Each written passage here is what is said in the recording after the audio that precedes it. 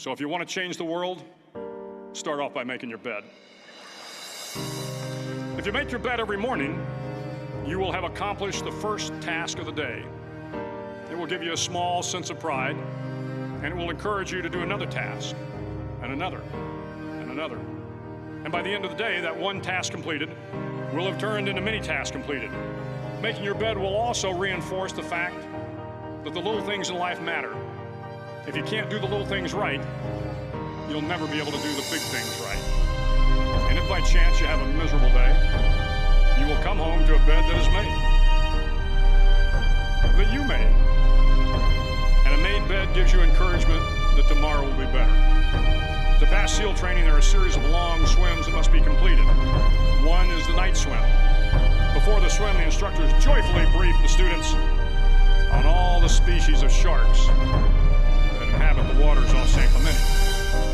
They assure you, however, that no student has ever been eaten by a shark, at least not that they can remember. But you are also taught that if a shark begins to circle your position, stand your ground. Do not swim away. Do not act afraid.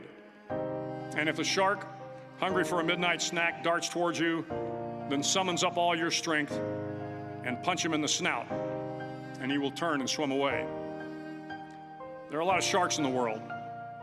If you hope to complete the swim, you will have to deal with them. So if you want to change the world, don't back down from the sharks. Over a few weeks of difficult training, my SEAL class, which started with 150 men, was down to just 42. There were now 6 boat crews of 7 men each. I was in the boat with the tall guys, but the best boat crew we had was made up of the little guys, the Munchkin crew, we called them. No one was over 5'5". The Munchkin boat crew had 1 American Indian, 1 African American, 1 Polish American, 1 Greek American, 1 Italian American, and 2 tough kids from the Midwest. They out-paddled, outran, and outswam all the other boat crews. The big men in the other boat crews would always make good-natured fun of the tiny little flippers the Munchkins put on their tiny little feet prior to every swim. But somehow these little guys, from every corner of the nation and the world, always had the last laugh, swimming faster than everyone and reaching the shore long before the rest of us. SEAL training was a great equalizer. Nothing mattered but your will to succeed, not your color, not your ethnic background, not your education, not your social status. If you want to change the world, measure a person by the size of their heart, not by the size of their flippers. The 9th week of training is referred to as Hell Week. It is 6 days of no sleep, constant physical and mental harassment, and 1 special day at the Mud Flats. The Mud Flats are an area between San Diego and Tijuana where the water runs off and creates the Tijuana Sloughs, a swampy patch of terrain where the mud will engulf you. It is on Wednesday of Hell Week that you paddle down to the Mud Flats and spend the next 15 hours trying to survive this freezing cold, the howling wind, and the incessant pressure to quit from the instructors. As the sun began to set that Wednesday evening, my training class, having committed some egregious infraction of the rules, was ordered into the mud. The mud consumed each man till there was nothing visible but our heads. The instructors told us we could leave the mud if only 5 men would quit. Only 5 men, just 5 men, and we could get out of the oppressive cold. Looking around the mud flat, it was apparent that some students were about to give up.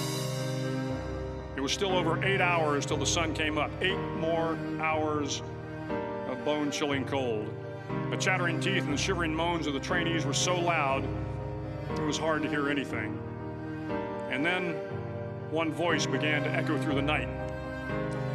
One voice raised in song. The song was terribly out of tune, but sung with great enthusiasm.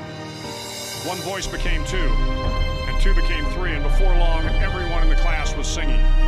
The instructors threatened us with more time in the mud if we kept up the singing, but the singing persisted, and somehow the mud seemed a little warmer, and the wind a little tamer, and the dawn not so far away. If I have learned anything in my time traveling the world, it is the power of hope. The power of one person, a